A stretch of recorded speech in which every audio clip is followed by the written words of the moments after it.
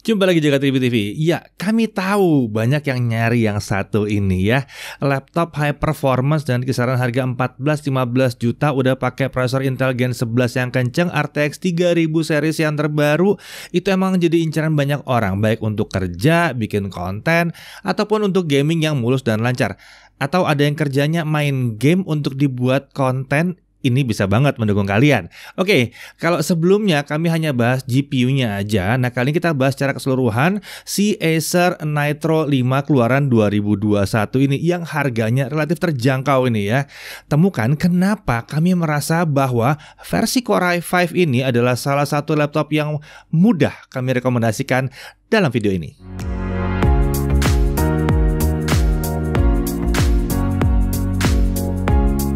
Ya, ini adalah varian terbaru dari Acer Nitro 5 2021 yang dulu itu pakai generasi 11 seri H35 dan yang pernah kami uji GPU-nya itu yang pakai Core i7. Kalau yang ini adalah yang pakai Core i5 11400H. Ya, ini laptop gaming dengan prosesor Intel Core i5 yang biasanya punya harga terjangkau dan bahkan dikategorikan murah ya. Nitro 5 sendiri itu adalah seri gaming laptop performa tinggi dari Acer yang punya harga memang biasanya terjangkau. Jadi cocok banget kalau dipadukan dengan si Core i5 yang juga terjangkau ini. Menariknya, sebagai bocoran nih ya, Core i5 11400H yang kami uji kali ini performanya agak sulit ditandingi oleh Core i7 seri H generasi sebelumnya. Prosesor baru ini juga dipadukan dengan varian RTX 30 series terbaru, yaitu RTX 3050 laptop GPU yang memang dirancang untuk laptop gaming kelas terjangkau. Ini membuatnya udah siap untuk jalanin game dengan teknologi ray tracing dan DLSS juga. Perpaduan prosesor dan GPU tersebut menghasilkan sebuah laptop gaming yang punya teknologi dan performa kekinian tapi ramah di kantong. Oke, untuk spek utamanya tentunya dipakai Core i5 11400H. Kalian sudah tahu semualah ya, prosesor yang satu ini adalah prosesor 6 core 12 thread, TDP 45 watt dengan 12 MB Intel Smart Cache. Untuk memori atau RAM itu 8GB DDR4 3200 MHz single channel, tapi tenang, ada 2 slot untuk SODIMM-nya, jadi bisa di-upgrade. Total paling tingginya itu sampai dengan 32GB. Untuk storage yang tersedia adalah 512GB SSD M.2 PCIe. Tapi disediakan juga slot M.2 kedua untuk nambah SSD NVMe PCIe lagi. Dan setiap slot M.2 ini dilengkapi dengan heatsink pendingin yang lempengannya ini menempel pada penutup bawah laptop. Wah, ini keren sih, keren. Disediakan juga ruang untuk nambah SSD atau hard disk 2,5 inci SATA. Please, SSD aja, jangan pakai hard disk. Tentunya bracket, kabel fleksibel SATA, dan baut itu disertakan dalam paket penjualannya. Jadi totalnya bisa pakai 3 storage sekaligus. Mantap nih laptop, padahal harganya terjangkau. Oke, untuk discrete graphics dia pakai Nvidia GeForce RTX 3050 laptop GPU. Maksimum graphics powernya di berapa? Di 75 watt. Iya, ini adalah yang settingannya performa tinggi, bukan yang mode hemat daya. Dan tentunya fitur resizable bar-nya sudah aktif di laptop ini. Fitur ini memungkinkan prosesor dapat mengakses lebih banyak kapasitas memori pada GPU discrete-nya. Dan fitur ini diklaim dapat meningkatkan performa di skenario gaming pada game tertentu tentunya ya. Nah, untuk integrated graphics dia menggunakan Intel UHD Graphics dengan 16 execution unit. Walaupun namanya Intel UHD, tapi arsitektur GPU-nya ini Intel Iris Xe Graphics. Ini membuatnya support Intel QuickSync untuk akselerasi skenario content creation maupun content consumption, dan mendukung akselerasi hardware untuk video codec AV1 yang kini sudah mulai banyak digunakan layanan streaming. Bahkan YouTube dan beberapa aplikasi-aplikasi video conference lainnya sudah mulai menggunakannya supaya paket datanya bisa lebih kecil tapi kualitasnya tinggi. Nah, untuk konektivitas, untuk wireless dia menggunakan modul Intel Killer Wi-Fi 6 AX1650. Tentunya support Wi-Fi 6 atau Wi-Fi AX, support gigabit Wi-Fi. Dibandingkan dengan Wi-Fi 5 atau Wi-Fi AC, Wi-Fi 6 atau Wi-Fi AX ini diklaim menawarkan kecepatan hingga 3 kali lebih cepat dengan tingkat latensi hingga 75% lebih rendah, dimana game modern akan menyukai karakter jaringan yang kencang seperti ini ya. Dan untuk Bluetooth-nya sudah versi 5.2. Nah, laptop ini juga sudah mendukung Gigabit Ethernet dengan chip Intel Killer E2600. Ya, solusi jaringan secara penuh oleh Intel ini memberikan keuntungan tersendiri seperti tersedianya teknologi Intel Killer Prioritization Engine ya. Teknologi ini secara otomatis mendeteksi dan memberikan prioritas yang lebih tinggi pada website maupun software tertentu ya, seperti game ataupun software content creation di dalam sebuah jaringan. Ini membuat penggunaannya bebas dari gejala lagging dan buffering yang mengganggu produktivitas saat main maupun bekerja. Tersedia pula software Killer Control Center untuk pengaturan secara manual software apa yang membutuhkan prioritas utama di jaringan. Software ini bahkan menyediakan dua mode penggunaan, yaitu Multimedia Mode dan Productivity Mode. Pada Multimedia Mode, optimalisasi jaringan difokuskan pada software berbasis multimedia termasuk game, sementara pada Productivity Mode, optimalisasi jaringan difokuskan pada software content creation. Nah, untuk kapasitas baterainya adalah 57 Wh dengan operating system Windows 10 Home. Ini siap di-upgrade ke Windows 11 tanpa perlu keluar biaya lagi alias gratis ya. Form factor clamshell material polikarbonat, warnanya adalah shale black ya. Desainnya ya ini bodi dan lekukannya masih nggak banyak beda dibandingkan Nitro 5 H35 yang sebelumnya yang udah pernah kita review. Secara keseluruhan sih Nitro 5 2021 ini punya penampilan keren ala laptop gaming dan warna hitam doff yang dominan dengan aksen merah pada bagian ekor laptop. Untuk dimensi panjang 36,3 cm, lebar 25,4 cm, ketebalan 2,3 cm dan bobotnya di kisaran 2,17 kg. Chargernya 469 gram. Ini adalah charger 180 watt. Jadi total kalau dibawa-bawa dia ada di kisaran 2,64 kg. Untuk display ini adalah layar ukuran 15,6 inci, resolusi Full HD 1920x1080p, panel IPS, tapi ini yang 45% NTSC ya. Tapi 300 nits, refresh rate-nya 144 Hz dengan response time 3 millisecond. Ini membuat pergerakan jadi lebih mulus dan siap untuk gaming kompetitif. Layarnya pakai permukaan anti glare yang membuat pemakaian jadi nyaman ya, nggak kebanyakan pantulan-pantulan. Lalu bingkai layar sisi kanan dan kiri udah ditipiskan dengan ketebalan hanya sekitar 7,02 mm. Bingkai atas masih sedikit tebal tentunya karena ada kamera 720p 30fps di situ. Untuk audio dia dilengkapi dengan dua buah speaker dengan arah keluaran suara mengarah ke permukaan alas ya atau meja ya. Audio profile dengan equalizer juga bisa diatur melalui software DTS X Ultra. Untuk kualitas suara dia tidak menggelegar tapi ya rapih suaranya. Ya tidak menggelegar tapi rapih. Udah oke lah situ ya. Untuk konektor di sisi kiri ada satu Kensington lock slot, kemudian ada 1 gigabit Ethernet, ada dua USB 3.2 Gen 1 5 Gbps dan ada satu 3,5 mm audio combo jack. Di sisi kanan ada satu Thunderbolt 4, ada satu Thunderbolt 4, ada satu Thunderbolt 4. Ini mendukung display out dengan protokol DisplayPort. Dia support power delivery, tetap mendukung perangkat Thunderbolt 3 juga. Siap dipasangkan dengan perangkat-perangkat seperti eksternal SSD, eksternal GPU ataupun docking untuk nambah jumlah dan jenis konektor pada laptop. Ini konektor yang membuat dia lebih future proof. Lalu ada satu USB 3.2 Gen 2 yang 10 Gbps dan ada satu HDMI. Di sisi belakang ada satu konektor DC-in untuk ngecharge tentunya. Untuk keyboard dia pakai keyboard khas laptop gaming Acer yang model chiclet, dilengkapi dengan tombol numpad ya, cocok untuk yang butuh input angka dengan cepat. Nih sebelah kanan ada numpad ya. Tombol panah tetap memiliki ukuran yang sama besarnya dengan tombol-tombol yang lain. Ini menyenangkan juga. Sementara itu tombol ASDW dan tombol panah dibedakan dengan border putih tebal, jadi mudah untuk dikenali. Tombol power diletakkan menyatu dengan tombol keyboard lainnya, tapi untungnya ya tombol power ini ada di area tombol numpad, jadi terpisah dari tombol utama keyboard. Disediakan juga tombol khusus untuk memanggil software NitroSense. Nah, untuk keyboard ini punya travel distance 1,6 mm, jadi cukup nyaman untuk main game maupun mengetik. Tentunya ada lampu backlit RGB dengan 4 zona warna.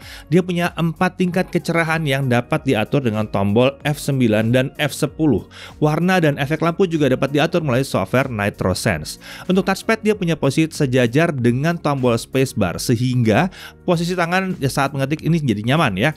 Touchpad tidak dilengkapi dengan tombol khusus untuk klik kanan dan klik kiri dan dia sudah menggunakan Windows Precision Driver. Beralih ke sistem pendinginnya, laptop ini menggunakan sistem pendingin dengan 3 heat pipe dan 2 kipas yang mendinginkan CPU, GPU, chip GDDR6 dan komponen VRM. Dilengkapi pula dengan 4 ventilasi pembuangan panas dari kanan, kiri, dan belakang kanan dan kiri juga. Tentunya kecepatan kipas bisa diatur sesuai kebutuhan melalui software NitroSense dengan pilihan ada Auto, ada Max, dan ada Custom.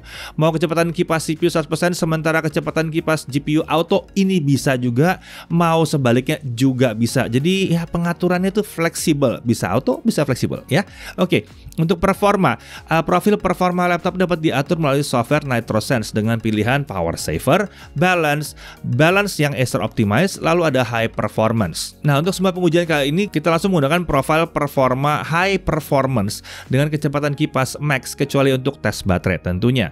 Untuk Cinebench R15 20 kali roll kita mau lihat konsistensi seperti apa. Ternyata skor tertinggi yang dicapai adalah 1536 poin. Ini adalah skor yang tinggi banget karena Core i5 sebelumnya cuma 900-an poin. Lompatan yang jauh sekitar 68% untuk yang satu ini.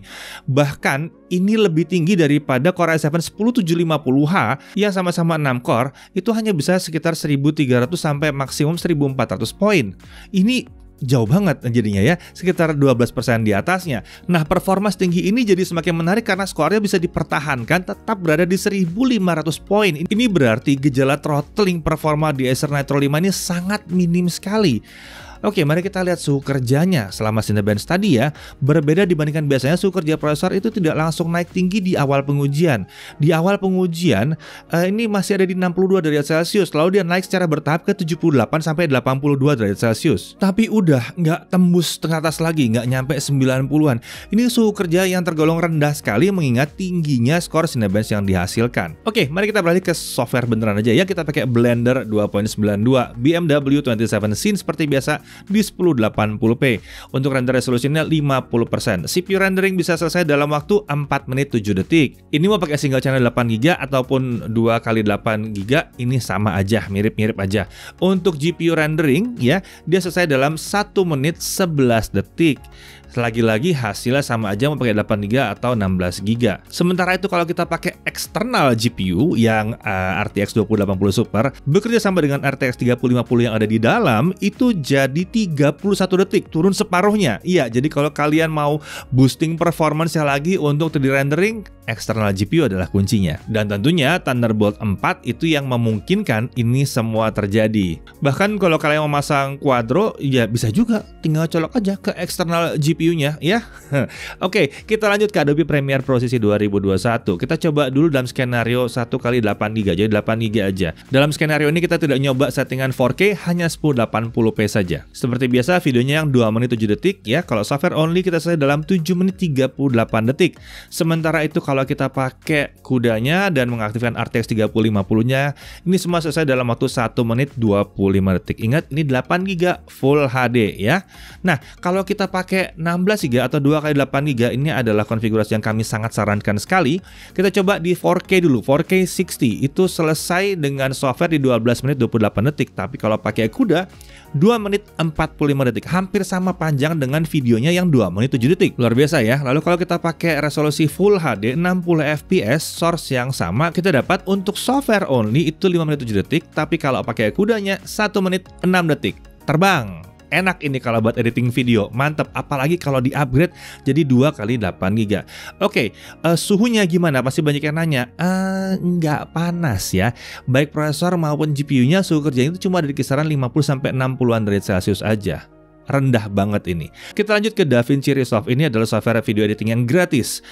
Jangan bandingkan pengujian ini dengan pengujian sebelumnya karena proses pengujiannya sedikit berbeda. Tapi hasilnya aja yang kalian perhatikan untuk DaVinci ini ya. Untuk resolusi Full HD kita pakai single channel, itu selesai semuanya dalam waktu 2 menit 15 detik. Sementara itu kalau dual channel 16GB dia selesai dalam waktu 1 menit 36 detik. Ingat lagi-lagi ini video 2 menit 7 detik ya. Untuk 4K 60 kita nggak nyoba 8GB, kita langsung nyoba 16GB dual channel, itu selesai dalam waktu 5 menit 25 detik. Jadi mantep banget, kenceng ini.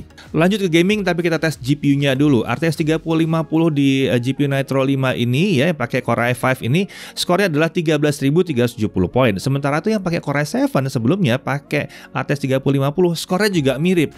Jadi ternyata raw performance-nya mirip banget keduanya. Mantep nih ya. Nah, lalu kita coba juga untuk 3D Mark Firestrike Stress Test. Kita stress GPU-nya dan kita lihat bahwa suhunya hanya berkisar 64 sampai 65 derajat Celcius saja. Adem. Oke, kita langsung masuk ke gaming tapi kita tidak pakai 8GB RAM, kita langsung 2x8GB. Ini yang kita sangat-sangat sarankan. Dota 2 1920x1080, quality preset di fastest rendering scale 100%, kita dapat 100 sampai 150 FPS tinggi ya. CS:GO 1920x1080, quality setting di low, kita masih bisa dapat 200 sampai 390 FPS. Tinggi banget, mantap sekali. Death Stranding 1920x1080, quality preset very high, DLSS di quality mode, kita bisa dapat 75 sampai 95 fps. Kita nggak pakai external GPU, ini hanya GPU di dalamnya aja ya. Tapi ingat ini 16 GB. Kemudian Shadow of the Tomb Raider 1920x1080, quality presetnya di highest, RTX-nya kita hidupkan di medium, kita masih bisa dapat 50 sampai 60 frame per second. Untuk Cyberpunk 2077 1920x1080 ya, quality presetnya medium, DLSS di quality mode, RTX-nya kita off kan kalau untuk ini 3050 di Cyberpunk emang agak kurang ya. Crowd density-nya di high, kita masih bisa dapat 35 sampai 55 fps, masih mantap. Red Dead Redemption 2 1920x1080, quality preset di balance, DLSS di quality mode, DLSS-nya hidup ya, dapat 45 sampai 70 fps. Lalu Watch Dogs Legion 1920x1080, quality presetnya di medium, DLSS quality mode, lalu RTX-nya bisa high, kita masih bisa dapat 40 sampai 50 fps. Mantep banget, game AAA dihajar semuanya. Nah, lalu untuk Assassin's Creed Valhalla 1920x1080, quality presetnya di medium, kita masih bisa dapat 50 sampai 70 fps. Nah, pada saat kita main game ini kita juga tes suhunya gimana. Nah, suhu prosesornya itu ada di kisaran 60 sampai 64 derajat Celcius saja. Sementara suhu kerja RTX 3050-nya ada di sekitaran 64 sampai 65 derajat Celcius juga. Jadi nggak perlu khawatir sama suhu walaupun main game dalam waktu yang lama. Ini mantep banget memang ya. Lalu kita juga mantau CPU clock speed di gaming pada saat kita mainkan Assassin's Creed Valhalla. Kami pantau di game seluruh core ada 6 core totalnya ya. Itu mampu bekerja di kecepatan 4,1 GHz. Ini sesuai dengan apa yang Intel sampaikan pada acara peluncuran prosesor, di mana Core i5 11400H ini bisa bekerja di 4,1 GHz saat keseluruhan core di load. Jadi wah mantep, performanya maksimal di sini. Oke, kita beralih ke storage test ya. Pada saat SSD utama yang kita tes, read-nya adalah 3500 Mbps dengan write di 2800-an Mbps. Ini kencang banget. Untuk harga segini ini SSD terlalu kencang sih sebetulnya ya. Kekencangan. Terima kasih loh Acer. Lalu ada slot kedua kan. Kita tes lagi slot keduanya, kita pasang SSD kami dan kita masih bisa dapat read di 3500-an dengan write di 2500-an. Jadi slot M.2 pertama dan keduanya sama-sama kencang parah. Kita lanjut ke baterai test sekarang ya. Dengan setting brightness 50%, volume 25%, the balance Acer optimize settingannya, fan di auto. Kita dapatkan bahwa 1080p video playback itu bisa sekitar 7 jam. Ini tergolong oke dan tipikal untuk sebuah laptop gaming. 7 jam sih mantap sih sebetulnya ya. Untuk charging 30 menit kita bisa dapat 30%. Sementara itu untuk full kita butuh waktu 2 jam 7 menit. Ini durasi pengisian yang terhitung normal. Untuk harga, berdasarkan website Acer ID, harganya ada di 14.499.000, ya 14,5 juta. Menariknya, kalau kita browsing-browsing, kita masih bisa nemu harga 13.999.000, membuatnya jadi makin menarik lagi. Pembelian ini sudah termasuk sistem operasi Windows 10, Microsoft Office Home Management 2019 nilai 1,8 juta yang aktif selamanya, dan garansi 3 tahun yang mencakup 2 tahun spare part dan 3 tahun service. Oke, untuk hal yang perlu diperhatikan adalah pertama, RAM-nya yang 8 GB. Ini tergolong ngepas sih sebetulnya buat laptop seperti ini. Langsung upgrade aja RAM-nya. Jangan tunggu-tunggu, kalau beli ini langsung sisihkan dana untuk upgrade RAM ke 16 GB dual channel. Separah-parahnya dana kalian kepepet, tambahin RAM 4 GB deh. Jadi paling nggak jadi 12 GB. Minimum segitu, oke? Kemudian untuk color gamut layarnya, ini emang kurang gitu pas untuk konten creator yang serius. Kalau keakuratan warna tidak maha penting, ini nggak ada masalah sebetulnya ya. Tapi kalau udah untuk kebutuhan profesional, hal ini sebetulnya bisa aja sih diakalin menggunakan layar tambahan dengan tingkat color gamut yang lebih baik. Dari sisi menarik kita bisa lihat bahwa prosesornya sudah jauh lebih kencang daripada generasi sebelumnya. Si Core i5 ini mantep banget performancenya. Bahkan bisa lebih kencang dari Core i7 sebelumnya.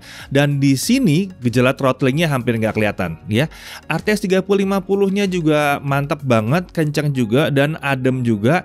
Game dengan DLSS juga bisa dijalankan dengan lancar ya. Dan kita bisa pakai 3 storage sekaligus di sini. Dan kencang-kencang semua ya, kecuali SATA-nya ya. Paling nggak 2 storage kencang. Thunderbolt 4 sudah ada di sini. Harganya 14 jutaan loh ini. Ada Thunderbolt 4-nya. Wi-Fi 6, Bluetooth 5.2, bonus Microsoft Office 1,8 juta dan garansi 3 tahun. Ya, perpaduan prosesor Core i5 11400H dengan RTX 3050 laptop GPU ternyata menghasilkan sebuah laptop gaming performa tinggi dengan harga yang tetap terjangkau seperti yang ditawarkan oleh Acer Nitro 5 terbaru ini. Di sini Acer terlihat sukses mengoptimalkan performa Core i5 11400H-nya jadi minim throttling, tapi performanya tinggi ya. Di sini kami senang banget lihat lompatan performance Core i5 dari generasi sebelumnya ke generasi yang sekarang ya. Secara keseluruhan kami bisa bilang bahwa si Nitro 5 2021 terbaru ini cocok untuk mereka yang mencari laptop gaming murah yang punya performa tinggi dengan teknologi kekinian. Tentunya ini nggak cuma cocok untuk gaming, si Acer Nitro 5 baru ini tetap cocok untuk skenario content creation, walaupun mungkin dibutuhkan monitor tambahan dengan layar gambut yang lebih baik dan tentunya upgrade RAM untuk skenario editing yang lebih mulus lancar, terutama kalau mau naik ke 4K. Tapi setidaknya performanya sudah sangat mumpuni dan upgrade masih bisa dilakukan untuk mengkompensasi kebutuhan kita. Saya Dedi Irfan, Jagat Review TV.